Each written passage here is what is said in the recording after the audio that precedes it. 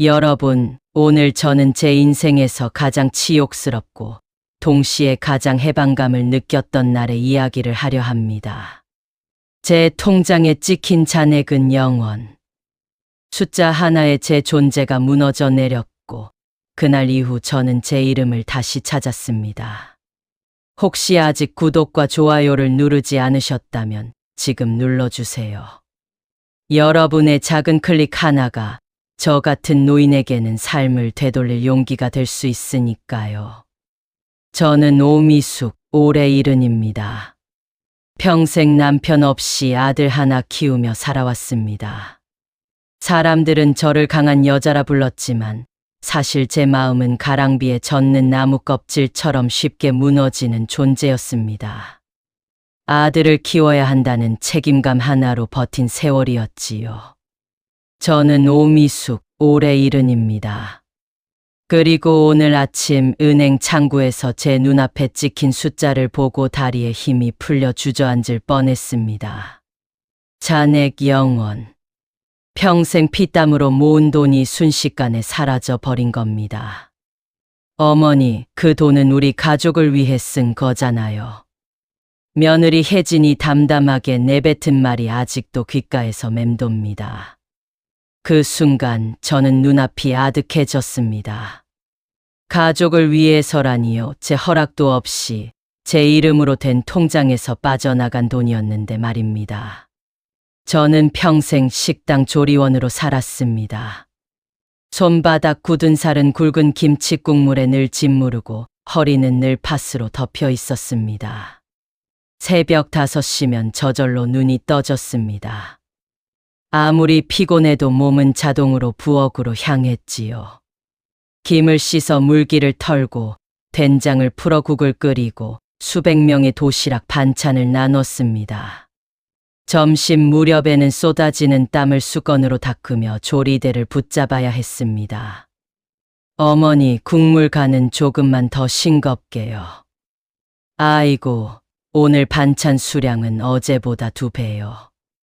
소리치는 소리에 귀가 멍멍했지만 저는 묵묵히 손을 놀렸습니다. 그렇게 번 돈을 한 푼 두 푼 모아 통장에 차곡차곡 쌓았습니다. 그 돈은 제 삶의 마지막 안전망이자 노후를 지켜줄 마지막 성이었습니다. 그런데 어느 날 휴대폰에 은행 문자가 떴습니다. 출금 300만 원 수취인. 처음엔 잘못 온 문자라 생각했습니다. 하지만 연달아 찍히는 출금 알림에 심장이 쿵쾅거리기 시작했습니다. 급히 은행으로 달려가 창구 직원에게 통장을 내밀었습니다. 직원은 고개를 갸웃하더니 담담하게 말했습니다. 어머니, 위임장에 사인하셨잖아요. 아드님 배우자분 명의로 자동이체가 설정되어 있는데요. 순간 머릿속이 하얘졌습니다. 위임장, 사인, 저는 전혀 기억이 없었습니다. 그때 며느리 혜진의 말이 스쳐 지나갔습니다. 어머니, 요즘 헷갈리시잖아요. 통장은 제가 관리해 드릴게요. 그땐 그냥 가족을 믿었습니다. 나를 생각해주는 호의라고 여겼지요. 하지만 그건 제 노후를 무너뜨리는 시작이었습니다. 집에 돌아와 통장을 붙잡고 있는데 손끝이 차갑게 얼어붙는 기분이 들었습니다. 서랍을 열어 오래된 사진첩을 꺼냈습니다. 젊은 시절 허리 굽혀 식당 일을 하던 제 모습. 앞치마는 늘 기름때로 얼룩져 있었지만 그 웃음에는 희망이 있었습니다. 그렇게 모은 돈이었습니다. 그렇게 쌓아온 세월이었습니다. 그런데 한순간에 사라진 것이었습니다. 밤이 깊어도 잠은 오지 않았습니다. 통장에 찍힌 잔액 영원히 눈앞에서 떠나지 않았습니다. 그 숫자가 제 존재 자체를 부정하는 것 같았습니다. 저는 일기장을 펼쳤습니다. 떨리는 손으로 글씨를 적었습니다. 삐뚤빼뚤한 글씨였지만 제 마음은 또렷했습니다. 돈은 숫자가 아니다. 돈은 경계다. 내 경계는 내가 지켜야 한다.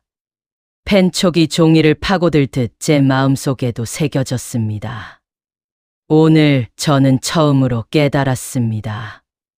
내 이름이 쓰인 통장, 그것은 단순한 장부가 아니라 제 삶의 울타리였다는 것을. 그리고 그 울타리를 다시 세우지 않으면 저는 끝내 무너질 거라는 것을요.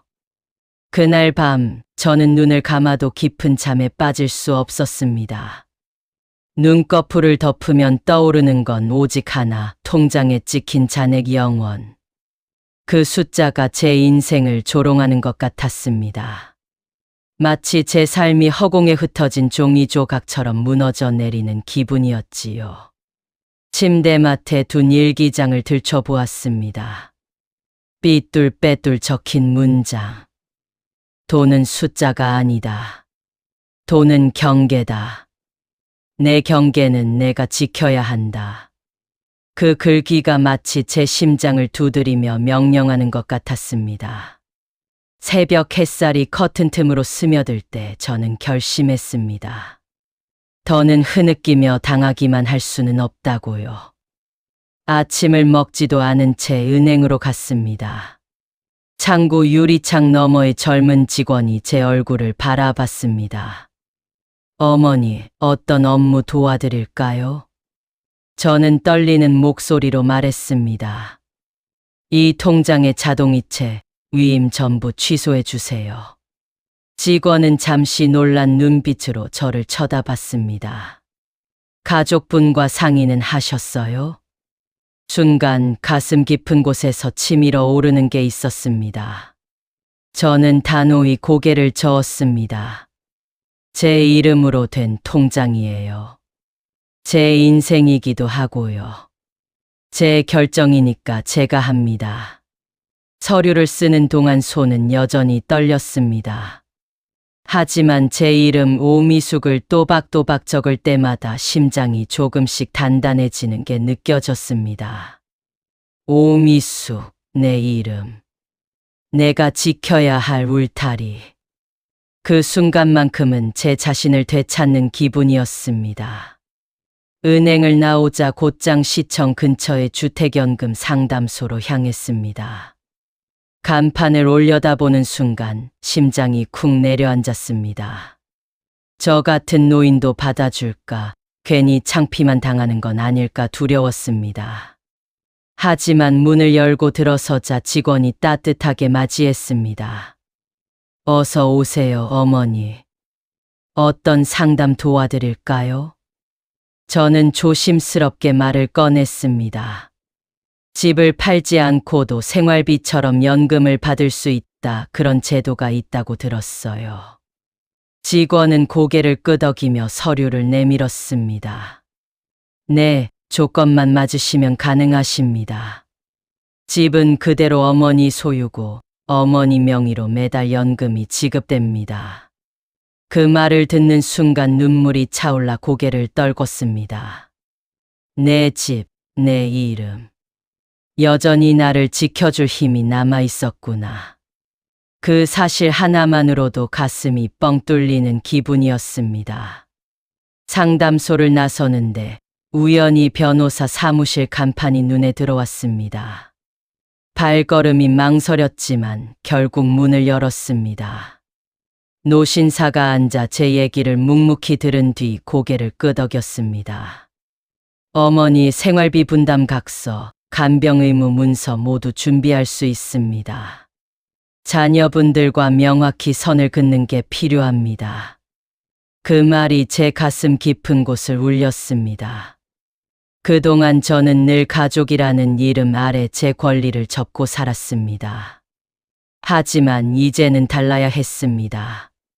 그날 하루 은행, 상담소, 변호사 사무실까지 돌며 몸은 파김치가 되었지만 제 발걸음은 그 어느 때보다 단단했습니다.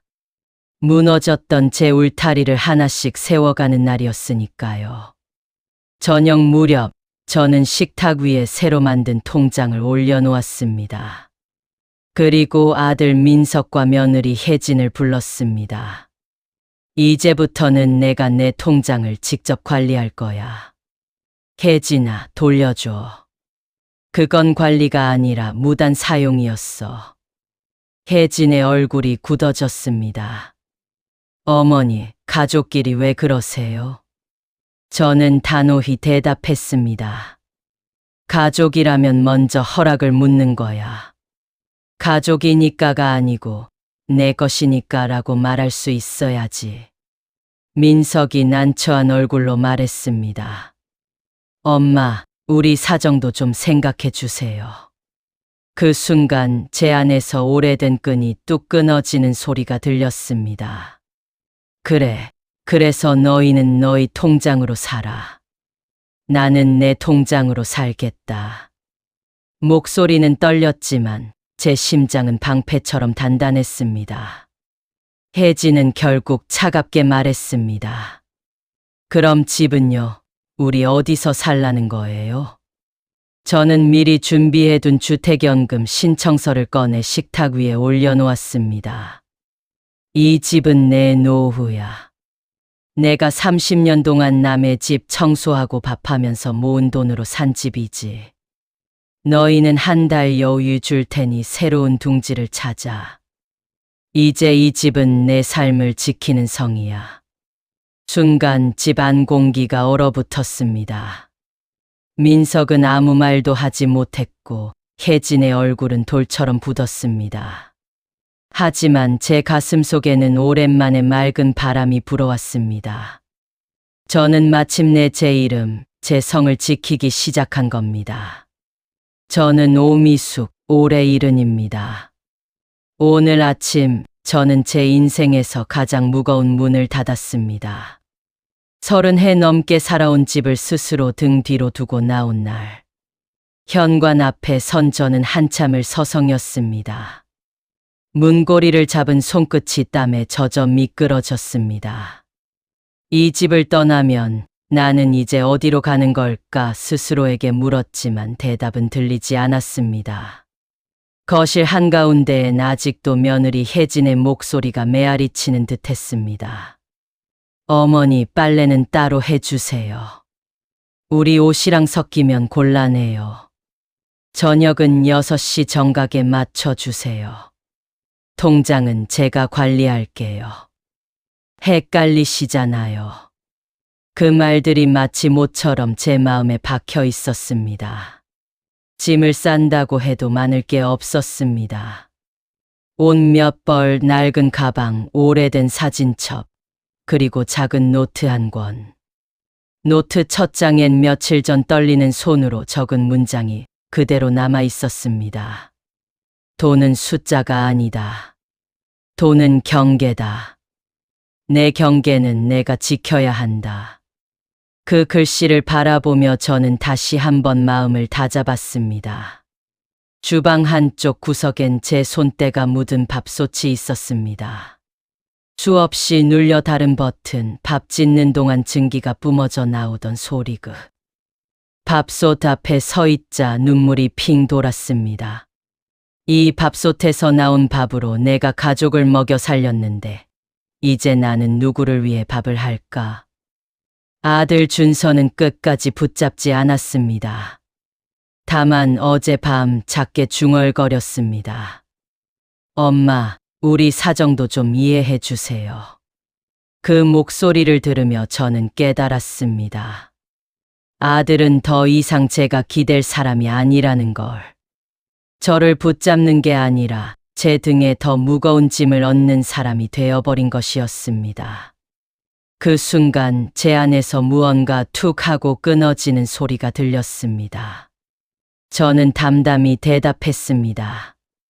그래, 그래서 너희는 너희 통장으로 살아라.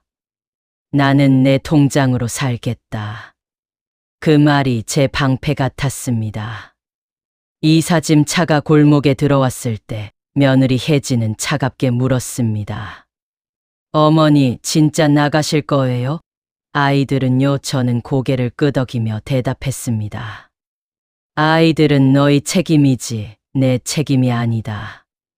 나는 내 노후를 지켜야 한다. 그 순간 혜진의 얼굴은 굳었고 준서는 아무 말도 못했습니다.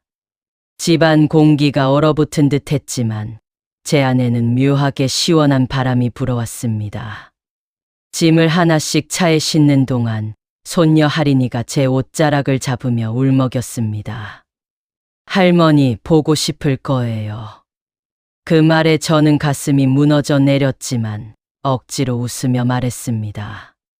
할머니도 보고 싶을 거야. 하지만 할머니는 이제 행복하게 살 거야. 너도 웃으면서 살아야지. 그 작은 손을 떼어내는 순간 제 심장은 쪼개지는 듯 아팠습니다. 마지막으로 집안을 둘러봤습니다. 거실, 부엌, 욕실, 제가 앉던 작은 의자. 모든 것이 여전히 그 자리에 있었지만 제 자리는 없었습니다. 냉장고를 열었더니 아이들이 좋아하던 간식만 가득했고 제가 좋아하는 음식은 하나도 없었습니다. 저의 흔적은 집안 구석 어두운 방과 낡은 이불뿐이었습니다. 이 집은 내가 평생 모은 돈으로 산 집이었는데 왜 나는 늘 얹혀 사는 사람처럼 살아왔을까, 그 생각이 가슴을 파고들었습니다. 현관문을 닫는 순간 등 뒤로 익숙한 집의 냄새가 밀려왔습니다.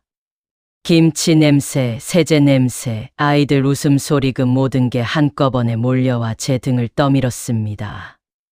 문이 철컥 닫히자 제 심장도 함께 닫히는 듯 했습니다. 하지만 동시에 또 다른 문이 열리는 소리가 들렸습니다. 제 안에서 작게 속삭였습니다. 이제부터는 내 이름으로 살자. 오미숙으로 살자. 짐차에 올라탄 저는 창문 너머로 집을 바라봤습니다. 점점 작아지는 집의 모습이 마치 오래된 감옥처럼 느껴졌습니다. 눈물이 고였지만 그 눈물 속에는 두려움만 있는 건 아니었습니다. 어쩌면 처음으로 찾아온 자유의 맛도 섞여 있었던 겁니다. 차가 골목을 빠져나가자 햇살이 창문으로 쏟아져 들어왔습니다. 저는 작은 노트를 꺼내 두 번째 문장을 적었습니다. 집은 벽이 아니라 존중이다. 존중이 없는 곳은 집이 아니다. 그 글씨를 바라보며 저는 처음으로 깊은 숨을 내쉴 수 있었습니다. 길 위에서 시작되는 제 새로운 삶이 이제 막 발을 뗀 것이었습니다. 저는 오미숙, 70의 나이에 비로소 제 이름을 제자리에 올려놓았습니다. 그날 저는 한 번도 가져본 적 없는 아침을 맞이했습니다. 새집 창문을 열자 은행나무 향이 바람에 섞여 들어왔습니다. 골목 끝 분식집에서 튀겨내는 기름 냄새가 따라왔지만 그조차도 제겐 자유의 향기처럼 느껴졌습니다. 낡았지만 아담한 임대주택. 벽지는 군데군데 색이 바랬지만 이 집은 분명히 제 집이었습니다. 주방 탁자 위엔 하얀 종이 한 장을 붙여 두었습니다. 주인 오미숙 볼펜으로 꾹꾹 눌러 쓴 글씨를 바라보자 심장이 두근거렸습니다. 그래, 이 집은 내 성이고 나는 더 이상 손님이 아니다. 아침 식탁은 소박했습니다. 갓 지은 흰쌀밥에 간장 한 숟갈, 그리고 김치 한 조각. 하지만 그 밥을 먹는 순간 저는 눈물이 났습니다. 이게 이렇게 맛있을 줄이야. 가족 입맛에 맞추느라 제 밥상은 늘 뒷전이었는데 오롯이 제 입맛대로 차린 첫 끼였습니다. 밥을 먹으며 작은 노트를 펼쳤습니다. 지난밤 적어둔 문장이 눈에 들어왔습니다. 집은 벽이 아니라 존중이다. 그 문장을 다시 읽으니 가슴 깊은 곳에서 작은 불씨 같은 것이 피어올랐습니다. 점심 무렵 이웃 할머니 한 분이 다가와 말했습니다. 새로 이사 오셨죠? 김장할 때 같이 해요. 여기선 다 같이 나눠 먹어요. 그 한마디에 저는 얼떨떨했지만 가슴이 따뜻해졌습니다. 이웃이 내 이름을 불러주고 나를 존중해 주는 곳. 그것만으로도 이곳은 집이 되었습니다. 오후에는 동네 시장에 들렀습니다. 채소가 싱싱하게 쌓여 있었고 생선 가게 아주머니가 활짝 웃으며 인사했습니다. 할머니 혼자 사세요?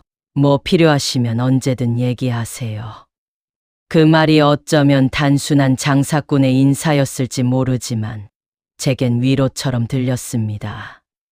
저녁이 되어 집으로 돌아왔을 때 저는 오랜만에 제 방에 등을 기대고 앉았습니다.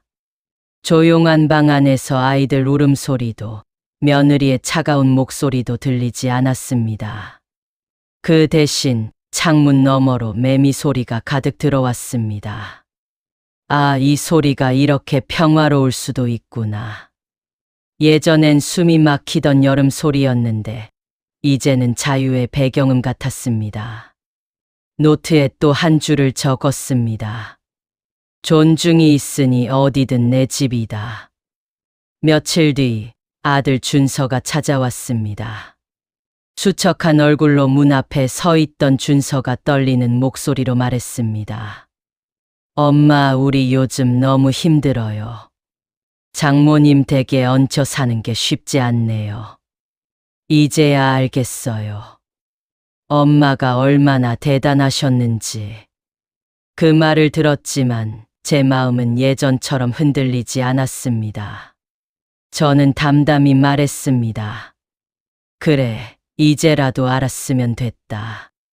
하지만 나는 다시는 가정부로 살지 않는다. 준서의 눈에 눈물이 맺혔습니다. 엄마, 다시 같이 살면 안 돼요. 저는 고개를 저으며 부드럽게 웃었습니다. 준서야, 너희끼리 잘 사는 게 효도다.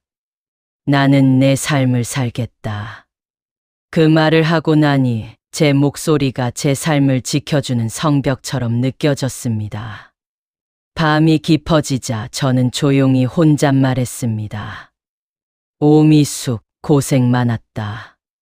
이제는 내 이름으로 살아라. 그 순간 창밖 별빛이 창문 틈 사이로 들어왔습니다. 그 별빛은 마치 제 이름을 다시 불러주는 듯 반짝였습니다. 저는 이제 압니다. 가족이라는 이름으로도 넘어서는 안 되는 선이 있다는 걸. 돈은 숫자가 아니라 경계이고 존중 없는 가족은 벽보다 차갑다는 걸. 이른의 나이에야 깨달았지만 아직 늦지 않았습니다. 이제 남은 시간은 오롯이 저의 이름으로 저의 경계 안에서 살 것입니다. 여러분, 제 이야기를 듣는 분들도 한번 물어보세요. 내 이름은 지금 어디에 있나? 내 삶은 정말 내 것인가? 그리고 꼭 기억하세요. 존중이 있는 곳, 그곳이 바로 집입니다. 여러분, 제 이야기를 끝까지 들어주셔서 감사합니다. 혹시 저와 닮은 경험이 있으신가요? 댓글로 남겨주세요. 우리 서로의 경계를 지켜주고 용기를 나눌 수 있으니까요. 그리고 구독과 좋아요는 저처럼 용기가 필요한 누군가에게 큰 힘이 됩니다. 인생은 짧습니다. 이제는 내 이름으로 살아야 할 시간입니다.